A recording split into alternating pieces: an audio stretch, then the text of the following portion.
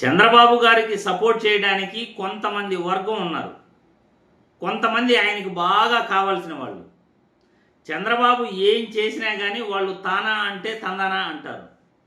మేధావులు అని చెప్తారు. రాష్ట్రంలో వాళ్ళు తప్ప మేధావులు ఇంకెవరూ ఉండరు. వాళ్ళందరూ కూడా హైదరాబాద్లో కూర్చుంటారు, లేకపోతే ఢిల్లీలో కూర్చుంటారు.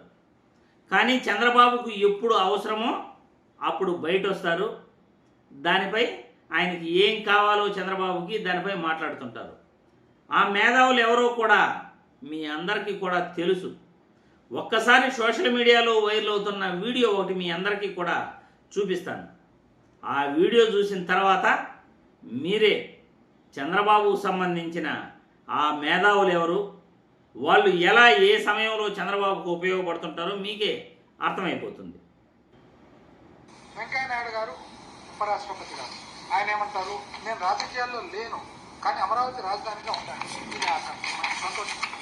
జయప్రకాష్ రాజధాని రాజ్యాంగం మార్చేది సరికాదు, సంతోషం. ఎన్వి రమణ సుప్రీంకోర్టు మాజీ ప్రధాన న్యాయమూర్తి, అమరావతి నగరం రైతుల కష్టం త్యాగంలో నిర్మించారు. రైతులకు మీరు ఏం న్యాయం చేసినారు? రాఘవులు సిపిఎం 12 ఏళ్ళైనా రాజధాని ఏర్పాటు చేసుకోలేదు. నారాయణ సిపిఐ, రేణుకా చౌదరి గారు అమరావతి పేరు. దాని తర్వాత ఇంకొకరు భార్య చెల్లెలు సంబంధం. ఇప్పుడు ఒకటి కామనాలిటీ ఒకటి ఉంది, దీంట్లో ఒక కామన్ ఇష్యూ ఉంది. ఇప్పుడు నేను చెప్పిన వాళ్ళందరికీ ఒక కామనాలిటీ, ఒక్కరన్నా వీళ్ళు ఆంధ్రప్రదేశ్లో నివసిస్తున్నారు అంటే అమరావతి కోసం పోరాటం హైదరాబాద్ నుంచి చేస్తారు. మేధావులు ఎవరైతే ఉన్నారో, పెద్ద మనుషులు ప్లస్ మేధావులు, హైదరాబాద్ నుంచి అమరావతి కోసం పోరాటం చేసే వాళ్ళందరికీ నాకు కొన్ని ప్రశ్నలు ఉంటాయన్నమాట. శ్రీబాగ్ ఉడంబడిక అనేది మీరు అసలు గౌరవిస్తున్నారా? మీరు కట్టుబడి ఉన్నారా? ఏదన్నా కానీ రాజధాని బిల్డింగ్లు అనేది ప్రజల మధ్యలో కడతారా, పచ్చటి పొలాలలో కడతారా? శివరామకృష్ణన్ కమిటీ రిపోర్ట్ కరెక్టా? మీరు దీనికి కట్టుబడి ఉన్నారా? నారాయణ కమిటీ రిపోర్ట్కు కట్టుబడి ఉన్నారా? 50,000 ఎకరాలు ఇంచుమించు రైతుల నుంచి తీసుకున్నారు. ఇంకొక 50,000 లక్ష ఎకరాలు అమాయక రైతులను మంచి పచ్చటి పొలాలు తీసుకుండేది కరెక్ట్ అంటారా? 2 లక్షల కోట్లు ఖర్చు పెట్టడం, ఇంకా ఎక్కువ కూడా అవుతుంది, అది కూడా మొత్తం అప్పు ద్వారా చేయడం కరెక్ట్ అంటారా? సెల్ఫ్ ఫైనాన్స్ క్యాపిటల్ అని చెప్పి మీరు అంటారు కదా, ఇంతవరకు గవర్నమెంట్ గ్యారంటీ ఇవ్వకుండా ₹1 అప్పు తెచ్చుకోగలిగినారా? మచిలీపట్నం, విజయవాడ, గుంటూరు ఇది మంచిది కాదా? మంచిది కాదంటే ఎందుకు చెప్పండి. రాయలసీమ కానీ ప్రకాశం కానీ ఉత్తర కోస్తా అభివృద్ధి, మళ్ళా ప్రగతిలో అభివృద్ధిలో రాష్ట్రంలో అన్ని భాగాలతో పాటు భాగస్వామ్యం ఉండాలా లేదా? టీడీపీ జనసేన వాళ్ళు మీరు ఎందుకు గాను ఆఫీసులు ఇక్కడ కట్టుకున్నారు, అక్కడ కట్టుకోకుండా? మీరు వికేంద్రీకరణకు మీరు అనుకూలమా ప్రతికూలమా? మీరు ఎవరైతే హైదరాబాద్ నుంచి పోరాటం చేస్తూ ఉన్నారో, లాస్ట్ క్వశ్చన్ ఏమంటే మీకు, మీరు ఎందుకు ఇక్కడ నివసించడం లేదు? మీకు ఇంత ఆందోళన, ఇంత ఇది ఉన్నప్పుడు ఎందుకు ఇక్కడ నివసించడం లేదు? ఇలాంటి పెద్ద ప్రశ్నలన్నీ నాలాంటి ప్రశ్న చెప్పగలరు. లోపల నడిచి తెలుసుకోండి. చూశారుగా సోషల్ మీడియాలో వైరల్ అవుతున్న వీడియో.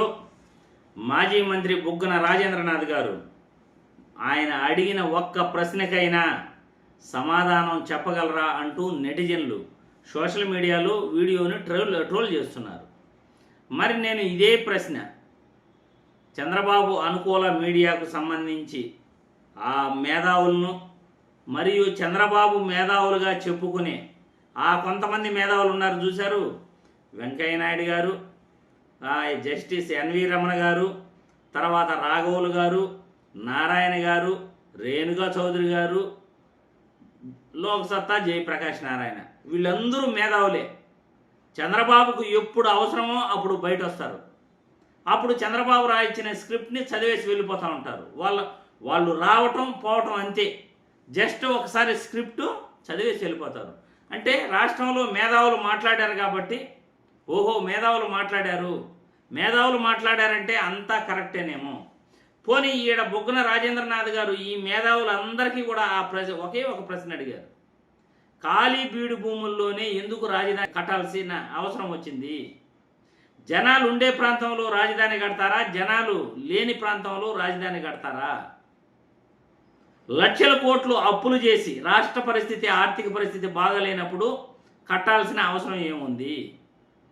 వానొస్తే మునిగిపోయే భూముల్లో, ముంపు ప్రాంతాల్లో రాజధాని కట్టాల్సిన అవసరం ఏముంది? శివరామకృష్ణన్ కమిటీ ఎక్కడ రాజధాని కట్టుకోమంది? శివరామకృష్ణన్ కమిటీ ఏం చెప్పింది? మీరు ఎందుకు సపోర్ట్ చేస్తున్నారు చంద్రబాబుకి? ఏ రోజైనా కానీ రాష్ట్ర ఆర్థిక పరిస్థితి గురించి కానీ, అప్పుల గురించి కానీ, నిర్మాణ వ్యయాన్ని అమరావతి రాజధానిలో అమాంతం పెంచేస్తూ చంద్రబాబు చేస్తున్న కాంట్రాక్టర్లకు దోపిడీ చేస్తున్న వైనాన్ని కానీ ఏ రోజైనా మీరు మేధావులుగా చెప్పుకుంటూ ఆలోచించారా? ఎందుకు ప్రశ్నించట్లేదు? మీ ఇల్లు కట్టుకోవాలంటే స్క్వేర్ ఫీట్కు 2,000 రూపాయలు ఖర్చు పెడతారు. అదే అమరావతి రాజధానిలో 12,000 నుండి 15,000 ఖర్చు అవుతా ఉన్నా ఒక్కరు కూడా నోరు తెరిచి మాట్లాడరు. మరి మీరు మేధావులా? మీరు రాష్ట్రం కోసం మాట్లాడుతున్నారా, లేకపోతే చంద్రబాబుకు అనుకూలంగా మాట్లాడుతున్నారా? ఎవరి కోసం మీరు మాట్లాడుతున్నారు మేధావులని చెప్పుకునేవాళ్ళు? సమాధానం చెప్పాలి. ఒక్క ప్రశ్నకైనా సమాధానం చెప్పాలి మీరు.